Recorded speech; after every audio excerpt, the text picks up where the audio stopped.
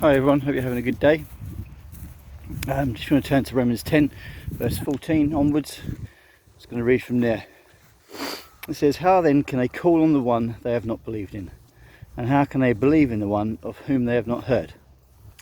And how can they hear without someone preaching to them? And how can they preach unless they are sent? As it is written, how beautiful are the feet of those who bring good news." But not all the Israelites accepted the good news. For Isaiah says, "Lord, who has believed our message?" Consequently, faith comes from hearing the message, and the message is heard through the word of Christ. But I ask, did they not hear? Of course they did. Their voice has gone out into all the earth, their words to the ends of the world. Again I ask, did Israel not understand? First Moses says, "I will make you envious by those who are not a nation. I will make you angry by a nation that has no understanding."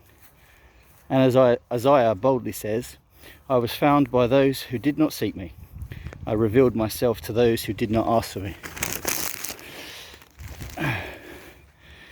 But concerning Israel, he says, "All day long I have held out my hands to a disobedient and obstinate people." Sorry, I'm on a couple of my pages today. So over the past week or so, we've been thinking about this concept of a stumbling stone, and Paul talks about Jesus being the stumbling stone to the Israelites, to the Jews, because he wasn't who they expected him to be. And then we thought about how there are lots of things that present themselves as a stumbling stone to people today, and prevent them from coming to faith in Jesus, kind of makes them trip. And the other day we looked at the simpleness of the gospel, how simple the gospel message is. You know, believe in your heart that God raised Jesus from the dead and confess him Lord of your life. And we thought about then how sometimes people have this impression that to become a Christian, to follow Jesus, to come close to God means obeying and following lots of rules. And that sometimes is a stumbling stone. And I think today's reading kind of presents us with another stumbling stone. It says, how can they call on the one whom they have not believed in? And how can they believe in the one of whom they have not heard? And how can they hear without someone preaching to them? And how can they preach unless they are sent?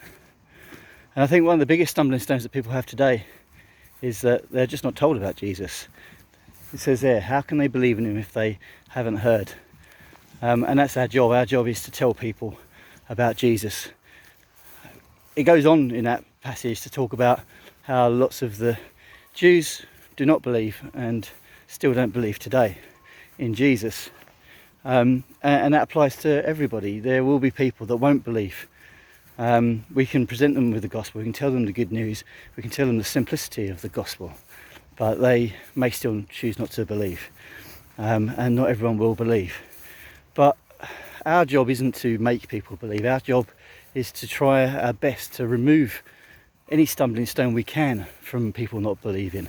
And if that stumbling stone is that they've not heard the gospel properly, they don't really know what it means to be a Christian, then that's our job to do that and to remove that stone from under their feet. So again, as we approach Advent, sort of this weekend it starts, and as we come into that season, let's think about how we can present the gospel to people. It's so easy to talk about, but much harder to do. So let's think about who we can share the gospel with. How can we be people that remove that stumbling stone, so that people do hear the good news and do have the opportunity to believe. Hope you have a good day. God bless.